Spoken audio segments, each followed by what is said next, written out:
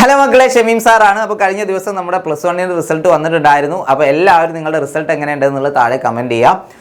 ഇനി നിങ്ങൾക്ക് അറിയേണ്ടത് നിങ്ങളുടെ പെർസെൻറ്റേജ് എങ്ങനെ കാണാം അല്ലെങ്കിൽ ഗ്രേഡ് എങ്ങനെ കാണാം എന്നുള്ളതാണല്ലേ. അപ്പോൾ ഒരുപാട് കുട്ടികളാണ് റിക്വസ്റ്റ് ചെയ്തിട്ടുണ്ടായിരുന്നത്. അപ്പോൾ തീർച്ചയായിട്ടും ഈ ഒരു വീഡിയോ അവസാനം വരെ കാണുന്നതിലൂടെ നിങ്ങളുടെ ആ സംശയം അങ്ങ് തീർന്നു കിട്ടും. ഇനി +2 നമ്മുടെ കൂടെ നിങ്ങൾക്ക് പഠിക്കാൻ ആഗ്രഹം ഉണ്ടെങ്കിൽ തീർച്ചയായിട്ടും താഴെ കാണുന്ന നമ്പറിൽ കോൺടാക്ട് ചെയ്യുക. നമുക്ക് +2 സയൻസ് എടുക്കുന്ന മക്കൾക്ക് വേണ്ടി ഒരു അടിപൊളി ബാച്ച് ഉണ്ട്. ഒരുപാട് നല്ല റിസൾട്ട് ഉണ്ടായിട്ടുള്ള ബാച്ചാണ്.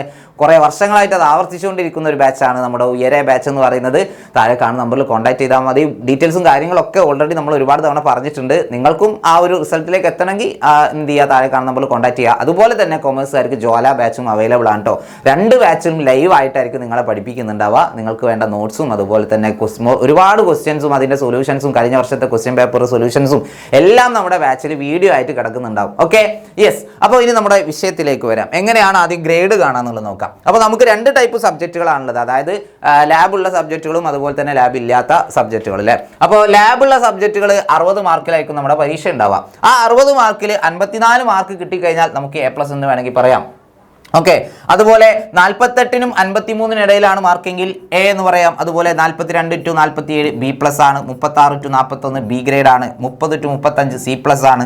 24 to 29 C ഗ്രേഡ് ആണ്. 18 to 23 D+ ആണ്. അപ്പോൾ തീർച്ചയായും ശ്രദ്ധിക്കുക, ഇത് വിത്തൗട്ട് സി ആണ്.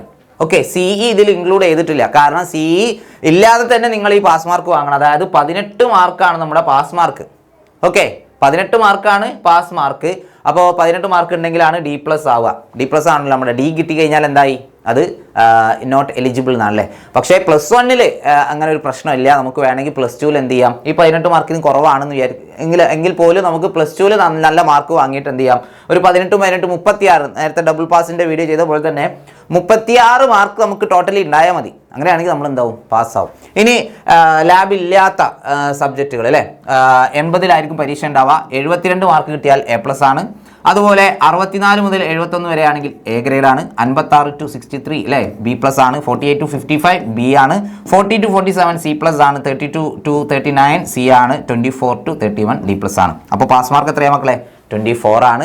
ഡബിൾ പാസ് ആവണമെങ്കിൽ 48 മാർക്ക് വേണം അല്ലേ. 24 + 24 എത്രയാ, 48. ഇതാണ് ഇതിൻ്റെ അവസ്ഥ. അപ്പോൾ ഇതാണ് നമ്മുടെ ശരിക്കുള്ള ഗ്രേഡ് എന്ന് പറഞ്ഞാൽ ഇതാണ്. പിന്നെ C കൂടി ആഡ് ചെയ്തിട്ടാണെങ്കിൽ ലാബ് എത്രയിലാവും, 80-ലാവും. അതുപോലെ ലാബ് ഇല്ലാത്ത സബ്ജക്റ്റുകളാണെങ്കിൽ 100-ലും ആവും. അങ്ങനെയാണെങ്കിൽ എങ്ങനെ വരിക, നമുക്ക് 80 മാർക്കിന് നോക്കാം. അപ്പോൾ 72 മാർക്ക് കിട്ടിക്കഴിഞ്ഞാൽ A+, 64 മാർക്ക് കിട്ടിക്കഴിഞ്ഞാൽ A, 56 മാർക്കാണെങ്കിൽ B+, 48 മാർക്കാണെങ്കിൽ B, 40 മാർക്കാണെങ്കിൽ C+, 32 മാർക്കാണെങ്കിൽ C, 24 മാർക്കാണെങ്കിൽ D+. Okay, അതേപോലെ ഇതോ, yes, 90 മാർക്കാണെങ്കിൽ A+, 80 മാർക്കാണെങ്കിൽ A, 70 മാർക്കാണെങ്കിൽ B+, 60 മാർക്കാണെങ്കിൽ B, 50 മാർക്കാണെങ്കിൽ C+, 40 മാർക്കാണെങ്കിൽ C, 30 മാർക്കാണെങ്കിൽ D+. ഇതാണ് നമ്മുടെ ടോട്ടൽ ഗ്രേഡ്. നോക്കുകയാണെങ്കിൽ അങ്ങനെയും നമുക്ക് ഗ്രേഡ് വേണമെങ്കിൽ പറയാം. ഓക്കെ, ഇനി നിങ്ങൾക്ക് ഗ്രേഡ് പറയാൻ കുറച്ച് പ്രയാസം ഉണ്ടെങ്കിൽ നിങ്ങൾക്ക് മാർക്ക് പറയാം. മാർക്ക് പറഞ്ഞിട്ട് എന്ത് ചെയ്യാം, നമ്മുടെ 520-ൽ എത്ര മാർക്ക് ഉണ്ട് എന്നുള്ള അങ്ങനെ വേണമെങ്കിൽ പറയാം. ഓക്കെ, അതല്ല നിങ്ങൾക്ക് പെർസെൻറ്റേജ് പറയാനാണ് താല്പര്യമെങ്കിൽ നമുക്ക് പെർസെൻറ്റേജ് കണക്കാക്കി നോക്കാം. യെസ്, പെർസെൻറ്റേജ് എങ്ങനെ കാണാം മക്കളെ, നമ്മുടെ പരീക്ഷ എത്രയിലാ, ടോട്ടൽ 520-ലല്ലേ. 520-ലല്ലേ നമ്മുടെ ടോട്ടൽ മാർക്ക് വരുന്നത്. ഓരോ സബ്ജക്റ്റിൻ്റെയും പെർസെൻറ്റേജ് കാണണ്ട. നമുക്ക് മൊത്തം 520-ൽ എത്ര മാർക്ക് കിട്ടി, 520-ൽ നമുക്കിപ്പോൾ ഒരു 500 മാർക്ക് കിട്ടി എന്ന് വിചാരിക്കാം. അപ്പോൾ എങ്ങനെയാണ് പെർസെൻറ്റേജ് കാണുക, വളരെ സിമ്പിളാണ് അല്ലേ. 500 ഗുണിക്കണം 100 ഡിവൈഡഡ് ബൈ 520 അല്ലേ. ഈ പൂജ്യം വെട്ടിക്കളയാം. അപ്പോൾ 500 × 10 പറയുമ്പോൾ 5000 ഡിവൈഡ് ബൈ 52 അല്ലേ. അപ്പോൾ എത്രയായിരിക്കും, നമുക്ക് ചെയ്ത് നോക്കാം. ഞാൻ മാത്സിൽ വലിയ പുലിയൊന്നും അല്ലല്ലോ. നമുക്ക് ചെയ്ത് നോക്കാം. 5000 അല്ലേ, 5000 ഡിവൈഡ് ബൈ 52, 96.153 അങ്ങനെ പോകും. അത്രയും പെർസെൻറ്റേജ് ആണ്. അപ്പോൾ 2 ഡിജിറ്റ് ഇട്ടാൽ മതി, 96.15. ഇതാണ് നമ്മുടെ ഈ ഒരു 500 മാർക്ക് കിട്ടിയ കുട്ടിയുടെ പെർസെൻറ്റേജ്. അപ്പോൾ ഇതേപോലെ നിങ്ങളുടെ മാർക്ക് എങ്ങനെയാണെന്ന് വെച്ചാൽ അതെന്ത് ചെയ്യുക, 100 കൊണ്ട് ഡിവൈഡ് ചെയ്യുമ്പോൾ 520 കൊണ്ട് 100 കൊണ്ട് മൾട്ടിപ്ലൈ ചെയ്ത് 520 കൊണ്ട് ഡിവൈഡ് ചെയ്ത് കഴിഞ്ഞാൽ നിങ്ങളുടെ പെർസെൻറ്റേജ് നിങ്ങൾ കാണാൻ വേണ്ടി പറ്റും. അപ്പോൾ എല്ലാവരും എന്ത് ചെയ്യുക, മാക്സിമം ഫ്രണ്ട്സിലേക്ക് ഷെയർ ചെയ്ത് കൊടുക്കുക. അപ്പോൾ വീണ്ടും കാണാം. അതുവരെ ടാറ്റ, ബൈ ബൈ.